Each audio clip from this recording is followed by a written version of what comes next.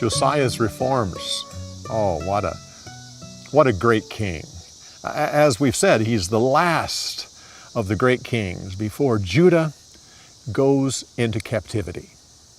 Now, when we started this series of the kings of the divided kingdom, I challenged you to keep up and learn the kings of Judah as we go through. I hope you've done that. But if you haven't, you should at least remember the 5 great kings. The 5 great kings. You have Jehoshaphat, and we dealt with his story. Joash, the child that was rescued from Athaliah. We have Uzziah, great king who in the last days got leprosy. And then Hezekiah, who was during the time of the captivity of Israel and had such great odds against him. And now Josiah. In many ways, Josiah was the purest of them all. He was the one who most followed the ways of King David. But this was the last flare before they would be taken away. A great man. His father Ammon was killed, and the 8-year-old Josiah was made king, and then a conservative branch of Judah raised him at that point and taught him the ways of the Lord. Some theories have been passed around that they may have had something to do with the men who killed Ammon. I don't hold to that, but that's just a theory. It started when he was 8, but at 16 years old, Josiah makes it personal.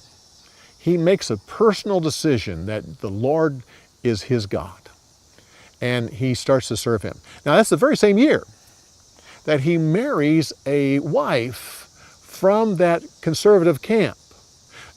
It wasn't his first wife. By 16, Josiah already had 3 children, but he marries the wife. Now, in this story, it refers to the young prophet from Judah. You should go back and reread that story. If you're looking for it, it's the story that I have titled Jeroboam's Sin. And then the very next story, which is the old prophet. Go back and read those 2 stories. This is a prophecy that happened 300 years before this story here.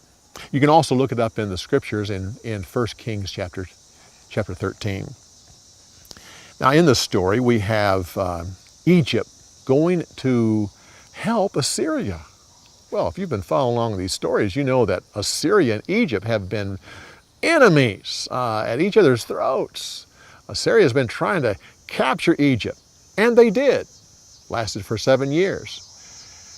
But at this point, Egypt is helping Assyria. Assyria is in decline. They have pulled back. They're no longer in control of any of this area. And Egypt figures that Assyria is the best of 2 evils because Babylon is trying to take over Assyria. And Egypt would rather have Assyria than to have Babylon. So they're rushing up there. Interesting though, Josiah tries to stop them, and he's killed. That's the very same year. That's the same year that Babylon conquers Nineveh and takes over. And Egypt turns around and heads back south. You have to remember that this battle between Egypt and Judah didn't happen close to Jerusalem. Actually, the Pharaoh had taken his army up past Judah and was heading north. They came up to Megiddo, and that's where Josiah comes up with his army and attacks there. Now, I bring this up only for this reason. It says he slumps down in his chariot, and they take him back to Jerusalem. Now, here is a wounded king in a chariot. It is at least an 80-mile trip. in a chariot, going through bumps and across rivers and everything. It was a horrendous trip. And no wonder when he gets there, he dies. May have died anyway, but it was quite a trip. Well, a great man. Great man. We'll deal with him a little bit more in the next story when we start up the stories of Jeremiah. So come back next week when we continue on with Story Insights on the Story of the Week. We'll see you next week.